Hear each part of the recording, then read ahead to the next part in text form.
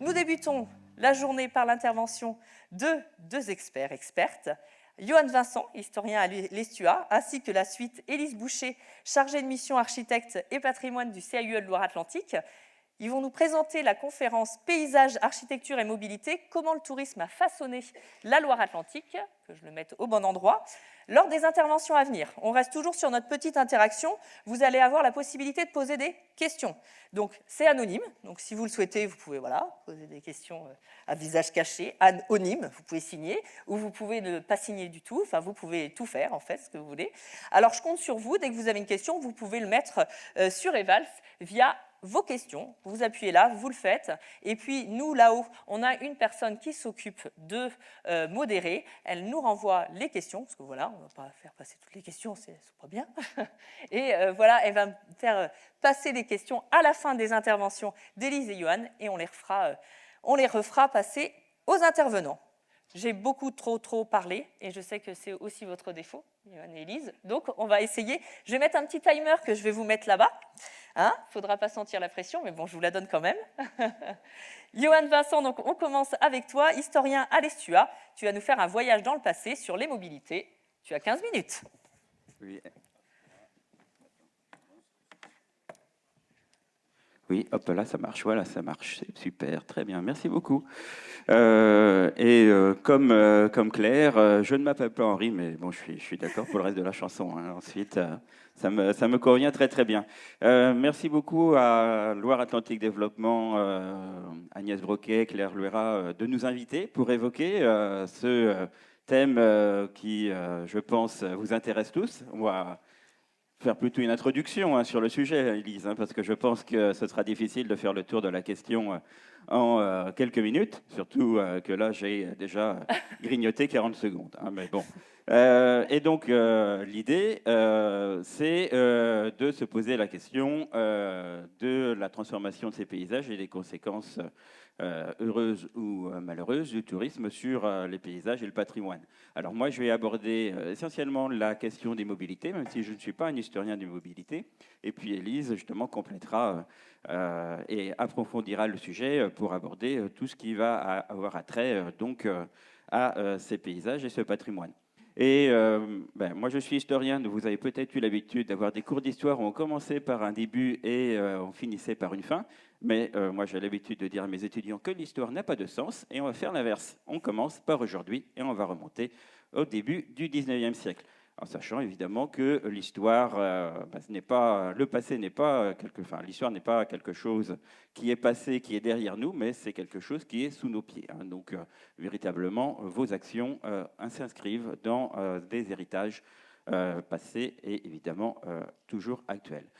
Et aujourd'hui, ce qui caractérise les mobilités, notamment en Pays de la Loire, c'est l'aspect en relation avec la mobilité qui est désormais partout.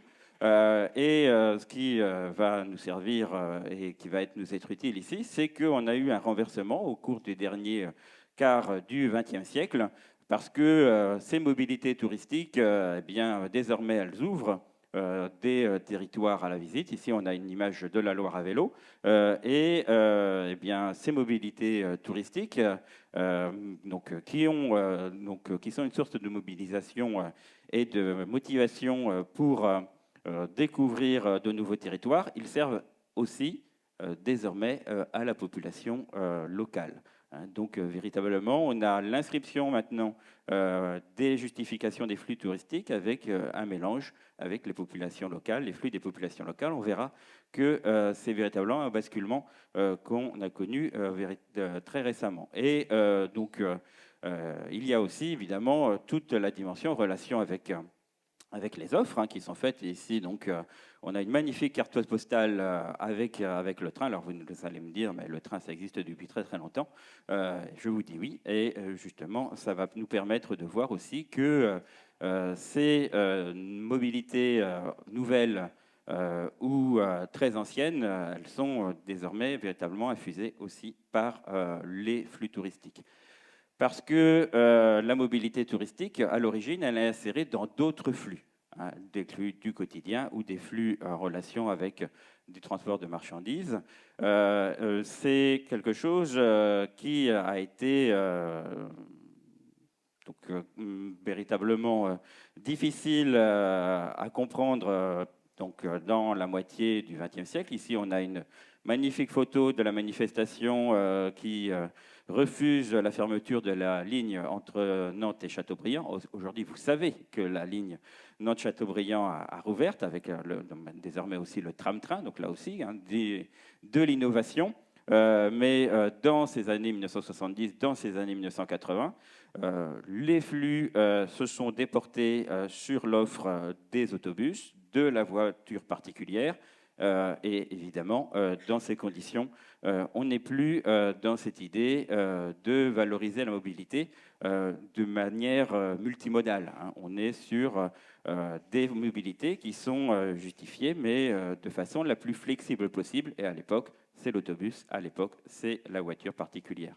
Et pourtant, en Loire-Atlantique, comme dans de très nombreux départements, là je pense qu'on ne verra peut-être pas grand-chose, en tout cas sur notre retour, c'est assez petit, on est sur des lignes de chemin de fer à l'échelle nationale, mais aussi sur des lignes de chemin de fer à l'échelle départementale. Un petit maillage qui s'est créé à la fin du 19e et au début du 20e siècle, qui fait que de très nombreuses communes de Loire-Atlantique, auparavant la Loire inférieure, sont reliées, et pas seulement donc les communes touristiques. Et c'est ça que je souhaite véritablement dans le cadre de cette partie, c'est de faire comprendre que à l'origine, les flux touristiques, ce sont des flux qui sont accessoires. On va s'appuyer dessus, mais véritablement l'idée, c'est de faire que la mobilité profite à tous. Alors les chemins de fer départementaux, on n'en a désormais plus que des traces, dans la mesure où les rails qui permettaient à ces chemins de fer départementaux de circuler étaient posés sur le côté des routes. Donc vous imaginez bien qu'à partir du moment où on met la priorité aux liaisons routières, eh bien, les lignes de chemin de fer départementaux, elles disparaissent. Donc en Loire-Atlantique, la dernière ligne ferme en 1947. Les seuls héritages désormais, parce qu'il y a quand même des héritages, ce sont les gares de ces lignes de chemin de fer départemental qui sont quelquefois réutilisées par d'ailleurs des liaisons, enfin des équipements touristiques. Il me semble qu'à Bourgneuf-en-Ré, dans le bourg de Bourgneuf-en-Ré, c'est le cas où justement il y a une aire de camping-car qui s'est installée à proximité. Il y a une réutilisation de ces bâtiments parce que caractéristiques, parce que disponibles et parce que dans la mémoire des populations. Ces chemins de fer, évidemment, aident à la mobilité, mais aussi ils aident à la promotion du territoire. Je sais qu'Élise développera notamment l'exemple de Clisson. Ici, on est avec le chemin de fer de l'État, donc la Loire-Atlantique est desservie par 2 compagnies de chemin de fer nationales. Aujourd'hui, on ne parle que de la SNCF, mais la SNCF, c'est une création de 1937, donc on a des chemins de fer, une compagnie de chemin de fer public, les chemins de fer de l'État, et des compagnies de chemin de fer privés. Donc, ces compagnies, véritablement, souhaitent promouvoir les destinations. Et alors là, ce sont les destinations qui ont une identité touristique qui sont les plus facilement valorisées. Il faut dire aussi que, bien souvent, ce sont des affiches que l'on conserve le plus facilement parce qu'elles sont jolies, parce qu'elles sont représentatives, parce qu'elles sont touristiques. Et donc, évidemment, il y a peut-être aussi un biais de ce point de vue-là. Et si jamais vous allez du côté de la gare Saint-Lazare, vous verrez au-dessus de vos têtes quelques verrières. Elles ont été réhabilitées à la fin des années 2000, où on montre les paysages qui sont desservis par la gare Saint-Lazare de l'époque. Donc évidemment, au niveau de la Loire-Atlantique, nous avons aussi un certain nombre de destinations qui sont représentées. Juste pour rappel, l'arrivée du train à Nantes, c'est 1851, l'arrivée du train à Saint-Nazaire, c'est 1858. Ces mobilités, elles ont des conséquences fortes, malgré tout, sur ce territoire, dans la mesure où elles rapprochent tout de même considérablement les urbains qui souhaitent découvrir la France, alors certes quelquefois pour travailler, mais aussi quelquefois donc, pour partir en vacances. on est sur un voyage de quelques heures, 8-9 heures généralement, enfin, à la fin du 19e, évidemment. Donc, on prend son temps. Et du côté de l'extension, justement, de ce réseau de chemin de fer départemental, eh bien, on en profite pour montrer aussi des paysages ici à La Baule. Alors, vous pourrez vous dire, bah, c'est bizarre, je n'ai pas souvenir qu'on voit d'aussi bien la mer quand on arrive à proximité de la gare de La Baule-Escoublac. C'est tout simplement parce que cette voie de chemin de fer a été déplacée. Elle est créée à la fin des années 1870. Donc, à l'origine, ben, on occupait des territoires qui n'étaient pas soumis à trop de pression foncière, comme ici, du côté des dunes de Mazy. Si vous allez dans ce quartier de Mazy, désormais, tout est urbanisé. Et on a déplacé la ligne de chemin de fer, justement, pour urbaniser ces dunes. Et donc, on est ici sur cette caractéristique aussi de la mobilité des flux touristiques. Cette idée aussi qu'il y a une adaptation possible des équipements de mobilité. Et donc, en fait, on n'a pas attendu l'autobus ou la voiture particulière pour aussi proposer d'autres manières de voyager. Mais ici, avec Mazy, cette magnifique carte postale, évidemment, les personnes arrivaient en gare de La Baule-Escoublac et pouvaient découvrir le paysage avant même d'arriver à destination. C'était un petit peu l'idée. Ensuite, bon, il y a eu d'autres impératifs que la découverte du paysage, vous le comprenez bien. Et quelques spécificités touristiques rapidement en termes de mobilité, parce que là, on continue de remonter le temps. Nous avons eu quand même sur ce territoire de la Loire-Atlantique quelques héritages, quelques histoires que l'on oublie maintenant, et notamment ces liaisons maritimes entre Nantes et ici le Croisic, le bateau à vapeur et les vannes de mer. C'est un ouvrage que vous pouvez retrouver sur le portail de Gallica, donc le portail de la Bibliothèque nationale de France, et qui nous raconte comment on relie la ville de Nantes et la station balnéaire donc, du Croisic en 1845 avec des bateaux à haubans. Alors on n'a pas trouvé, enfin moi je n'ai pas trouvé trace dans les archives, mais ça doit pouvoir se trouver, des traces de ces bateaux-là. Et je pense que si la liaison entre Nantes et Paimboeuf devait être facile, ça devait être un peu plus chahuté la suite du voyage pour arriver au Croisic. Mais véritablement, on a cette liaison aussi qui nous montre finalement les paysages, qui nous montre le territoire sur une liaison fluviale. Alors, c'est une particularité, sachant qu'elle n'est pas unique, puisque Bordeaux rejoint Royan aussi dans ces mêmes années 1830-1840. L'idée, c'est véritablement de faire commencer le voyage à partir donc, de la ville de Nantes. Évidemment, cette liaison, elle s'est poursuivie, là ici avec le Saint-Philbert, bien connu parce que malheureusement naufragé, mais ça implique évidemment pour les destinations aussi des équipements, et donc ici par exemple un quai qui doit être mis à disposition pour pouvoir débarquer les voyageurs. Et en fait, on a tous ces imaginaires qui se sont accumulés et qui nous ont montré finalement des paysages de la Loire-Atlantique, des patrimoines, parce que pour certains d'entre eux, même si là ce n'est pas le cas, ces héritages peuvent toujours perdurer. On a tous ces imaginaires, également aussi en lien avec le tourisme de savoir-faire. Et je vous rappelle que Honoré de Balzac avait déjà réalisé une nouvelle, un drame au bord de la mer, pour évoquer les paysages en relation avec les marais salants. Je ne vous ai pas mis de photos, mais véritablement, on est sur un ensemble d'héritage très très fort qui fait que bien, cette découverte de la Loire-Atlantique, elle est véritablement facilitée. Et avec Élise Boucher, vous allez voir que, parce que là on va redescendre le temps, que ces héritages, ces identités, ces mobilités, ils sont aussi à l'origine de très forts imaginaires qui se sont traduits évidemment dans les paysages et dans la préservation de certains patrimoines. Merci Yoann. Juste avant, Élise, que tu commences, n'hésitez pas à poser vos questions sous Evals. Et on en prendra quelques-unes suite à vos 2 interventions. Donc, Élise Boucher, je t'ai déjà présenté, mais chargée de mission architecture et patrimoine au CAUE de Loire-Atlantique, va revenir sur l'histoire de quelques éléments de paysage de la Loire-Atlantique, soit paysagers naturels ou soit paysages patrimoniaux. Et en fait, il va un petit peu déconstruire notre vision des paysages typiques de la Loire-Atlantique. Je laisse. Oui, alors juste un mot, tout le monde ne sait pas ce qu'est un CAUE.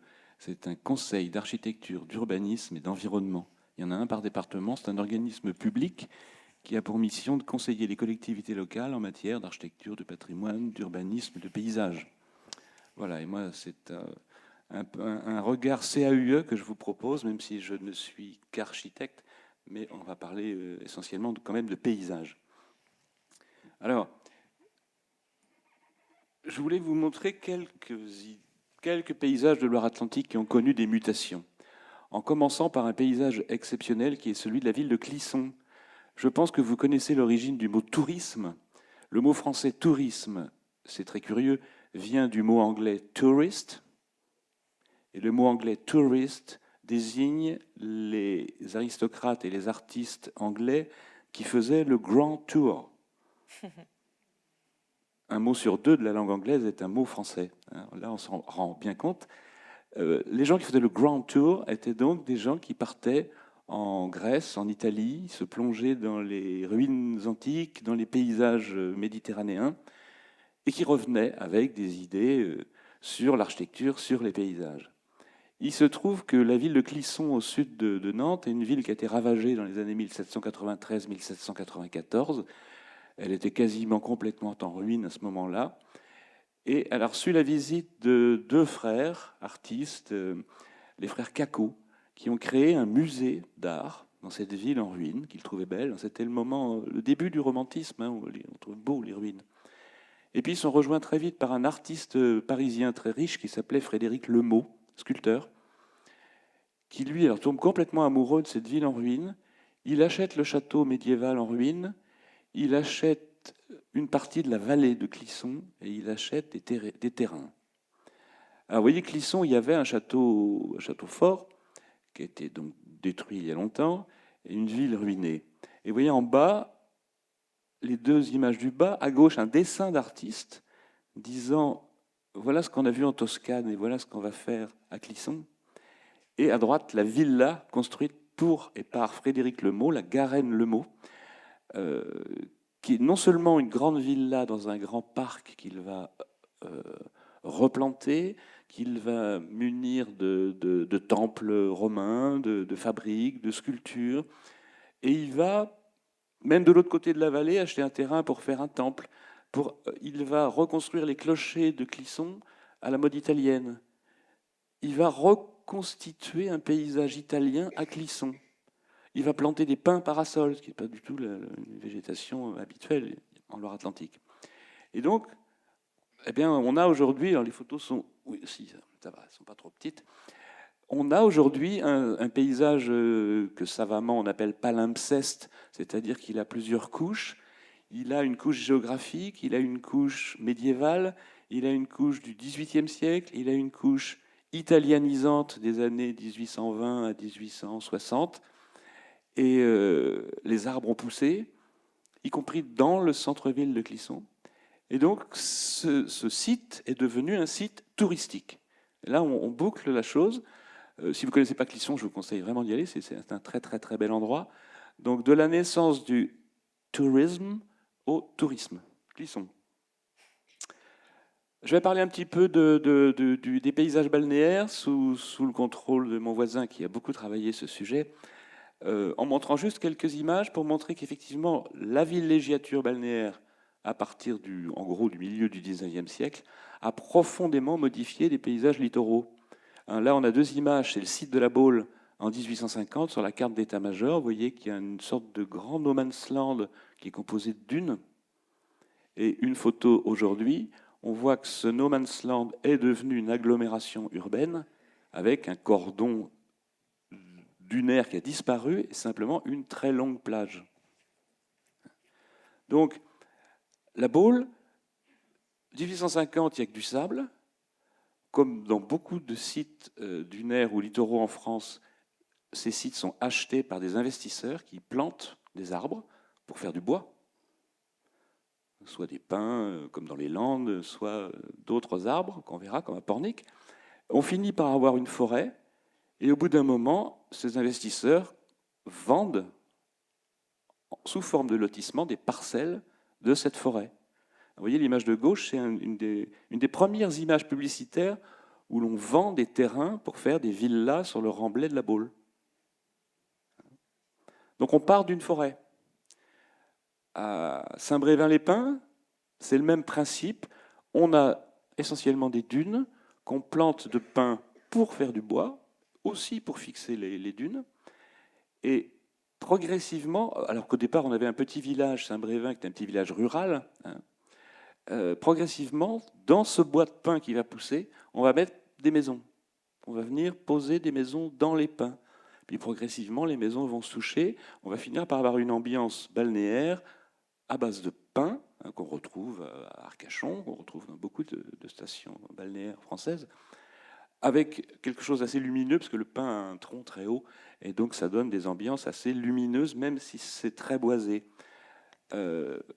Alors que à Pornic, par exemple, autre site de villégiature balnéaire, c'est différent, on a une côte rocheuse avec des landes, et là on va venir poser les villas sur les rochers. Puis on va planter des arbres. Et on ne va pas planter des pins, on va planter des cyprès de Lambert, qui sont des résineux, très différents, très touffus, très sombres, qui donnent, vous voyez, l'ambiance qu'on voit sur l'image de droite, c'est-à-dire que c'est une couverture végétale très très dense, qui fait qu'on ne voit plus les maisons. Et puis un troisième paysage balnéaire qui est présent en Loire-Atlantique, qui est la Bernerie en Ré. Là, c'est différent. On va créer des lotissements autour du bourg ancien de la Bernerie. On va créer des avenues perpendiculaires à la plage et bâtir des petits chalets. Alors, c'est beaucoup plus modeste qu'à la Baule ou qu'à Pornic, mais ça donne un paysage très très beau de petits chalets urbains avec des jardins devant et derrière. Un autre paysage balnéaire, mais cette fois-ci urbain. Je vais vite, je change de sujet. Guérande. Alors là, c'est pour vous parler des impacts du tourisme sur le patrimoine bâti. Et là, il y a des impacts qui ne sont pas forcément positifs. Je prends Guérande. Guérande, historiquement et jusqu'en 1900, c'est une ville blanche. Toutes les façades sont enduites et recouvertes de badigeons de chaux blanches, comme partout dans l'architecture traditionnelle. Le calendrier à droite, qui a eu la date de 1936, c'est un hasard, mais qui tombe bien avec le tourisme. Vous voyez qu'on représente Guérande, non pas blanche, mais brune, c'est-à-dire avec à droite un pignon en pierre apparente, et à gauche, on met du marron sur des façades qui étaient blanches. C'est-à-dire qu'on a déjà l'idée d'une Guérande rousse, je dirais, et non plus blanche. Et effectivement, c'est ce qui va se passer, vous voyez, avant, après, en carte postale en 1900 et photo aujourd'hui. De cette ville blanche, on va faire une ville de granit, de pierre apparente. Parce que c'est l'image qu'on a du Moyen-Âge et de la Bretagne. Tous les immeubles étaient enduits autrefois. Les immeubles en pierre sont construits avec des moellons de pierre montés avec des mortiers de terre, de sable et de chaux, des mortiers très fragiles qui ne supportent pas l'exposition à la pluie et au vent. Et donc on enduisait toujours les façades, puis on les chaulait de blanc pour les protéger encore plus, mais ce qui permettait quand même aux murs de respirer. À partir des années 30, on a une première vague de régionalisme qui fait aimer la pierre apparente, et surtout dans les années 70, donc c'est tout récent, là on a un décapage généralisé des architectures anciennes, que ce soit les fermettes, les villes, etc., pour mettre à nu la pierre, voir la pierre, sachant qu'on ne voyait pas la pierre autrefois. Donc vous voyez les mêmes endroits, les deux périodes, avant le tourisme, après le tourisme. Alors les cartes postales de 1900, je les utilise beaucoup, moi, parce que ça fige un État qui est très proche de l'État séculaire, parce qu'il ne s'est pas passé grand-chose. C'est à partir du XXe siècle qu'on a la voiture, qu'on a toute des formes de modernité, notamment techniques, qui font que le bâti va beaucoup changer. Mais en 1900, on a l'État tel qu'il était au XVIIIe siècle. Et donc, vous voyez, la pierre devient apparente, la ville devient sombre, et puis le tourisme amène à... Je passe trop de temps, je vais accélérer. Bon voilà, encore Guérande, vous voyez des immeubles décroutés, et puis cette ville qui change d'aspect complètement. Bon. La Brière. marais de Brière. Autrefois, paysage très ouvert, rural, naturel, avec des chaumières, chaulées de blanc là aussi, bien sûr. Voilà ce que le tourisme fait de quelques villages de Brière. On enlève les enduits pour avoir de la pierre apparente. On rajoute des roues de charrette partout pour faire village rural, l'image du village rural. On peint les menuiseries de toutes les couleurs, alors qu'autrefois les paysans n'avaient pas accès à la peinture. Les boiseries étaient grises ou passées au goudron noir. Et puis, on met des fleurs partout, des géraniums. Bon. C'est l'image du village idéal. On va jusqu'à, vous voyez, transformer l'espace, puisqu'on met des clôtures partout, alors que c'était des espaces ruraux extrêmement ouverts. On veut du bois sombre, verni, etc. Donc l'image du village rustique. Alors que, encore une fois, vous voyez que ces architectures sont faites en pierre et en terre souvent. Les murs, dès qu'on enlève l'enduit, en Brière, on se rend compte qu'on a de la terre en dessous.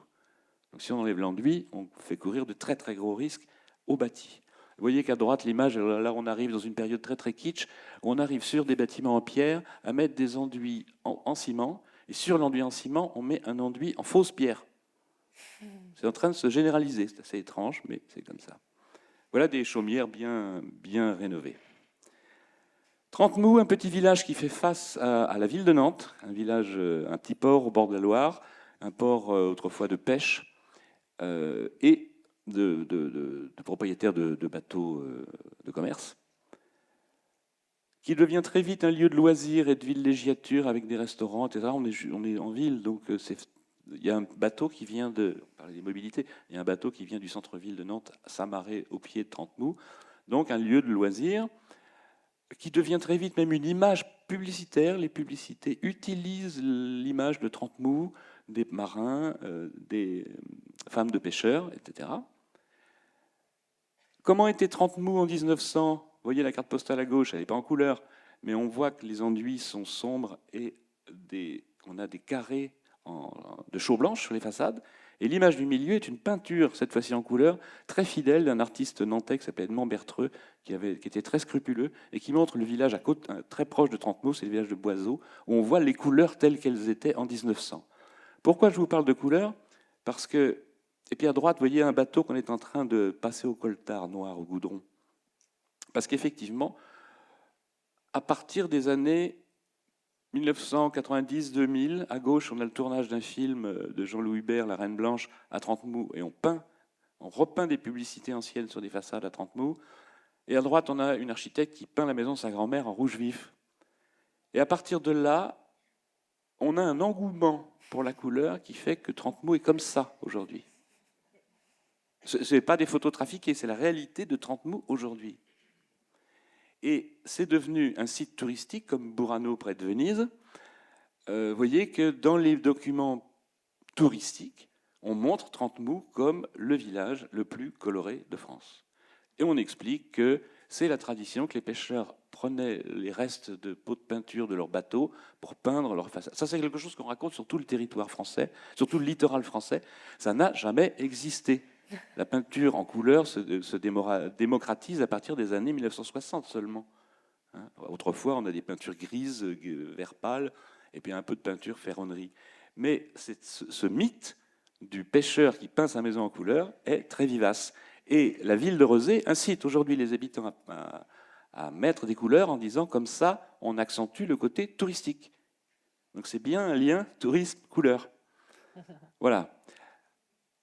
Effet positif du tourisme, à l'inverse, le canal de Nantes à Brest, site donc au départ politique, économique, infrastructure, au départ napoléonienne, et puis qui devient un canal de navigation, puis la navigation s'arrête. Et c'est grâce au tourisme que le département de Loire-Atlantique, qui est propriétaire du canal, en tout cas pour la partie de la Loire-Atlantique, puisqu'il va jusqu'à Brest, après c'est la région Bretagne qui s'en occupe, le département va se rendre compte très vite qu'il est propriétaire d'un patrimoine paysager, d'un patrimoine architectural et d'un patrimoine technique. Et le département va lancer la remise en état, la restauration vraiment fidèle d'un patrimoine, parce que c'est devenu un lieu de loisirs et de tourisme. Et puis qu'il y a une prise en compte aussi écologique de cet environnement extraordinaire. Donc aujourd'hui, on replante des arbres, on restaure les maisons éclusières, etc. Et on leur donne des nouveaux usages. Donc ça, c'est l'effet positif. Un autre effet positif, l'estuaire de Loire-Atlantique, l'estuaire Nantes-Saint-Nazaire, qui a servi donc autrefois à des bateaux pour aller au croisic, était devenu un lieu uniquement pour des cargos et des bateaux transportant du bois. Et puis, c'était un lieu que personne n'allait, les Nantais n'allaient pas, les touristes n'allaient pas sur la Loire, dans l'estuaire. Il a fallu qu'on invente une manifestation culturelle qui s'appelle Estuaire, qui a consisté à venir poser à poser des œuvres d'art dans les paysages et à réinstaurer des croisières en bateau pour descendre l'estuaire, pour que les gens se rendent compte qu'il y avait des paysages naturels, des paysages industriels, des paysages bâtis, historiques. Donc là, finalement, puisqu'un paysage, c'est quelque chose qu'on regarde, ce n'est pas un site, eh bien, on crée de nouveaux paysages en emmenant les gens sur des endroits où ils n'avaient pas l'habitude d'aller. C'est la même chose qui s'est passé dans le même esprit avec le voyage à Nantes. Donc là, c'est un petit peu long. Si vous avez forcément entendu parler du voyage à Nantes, mais c'est le même principe, c'est d'aller poser des œuvres d'art dans des sites de la ville, d'aller poser des belvédères, d'aller poser en laissant les gens libres, c'est-à-dire qu'on n'emmène pas les gens en groupe avec des autocars, on peint une ligne verte sur l'espace public et on laisse les gens avec des plans se promener dans la ville, découvrir des sites et découvrir des points de vue sur la ville. Donc là aussi, invention. Aujourd'hui, le voyage à Nantes s'étend de plus en plus dans le département. Voilà, j'étais à peu près dans les temps.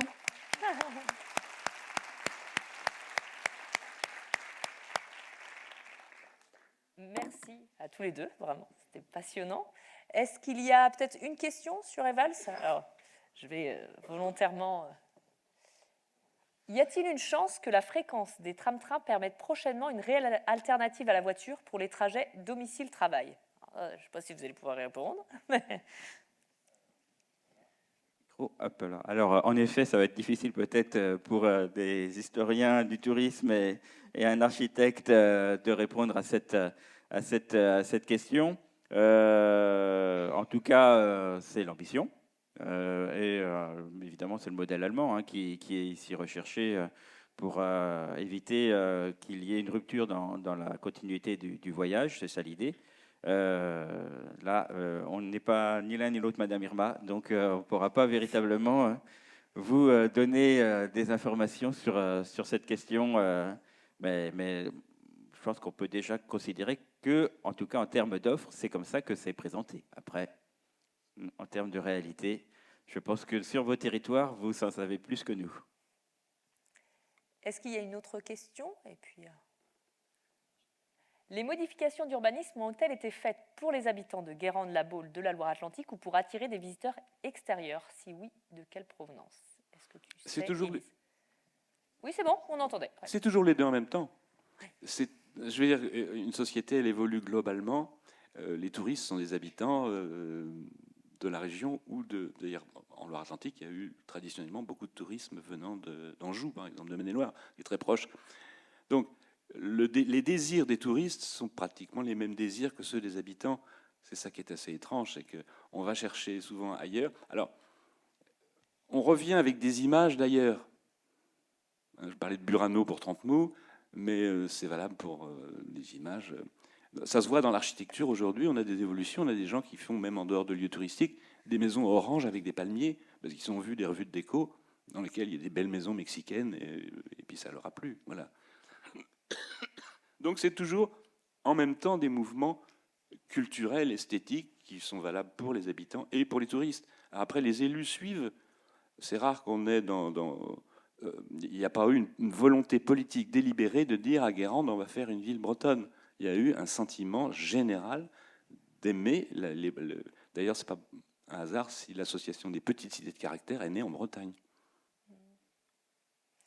Merci à vous deux. Alors désolé, je vais devoir vous faire descendre et voilà, passer à la suite en tout cas. Merci beaucoup en tout cas à vous deux. Merci encore.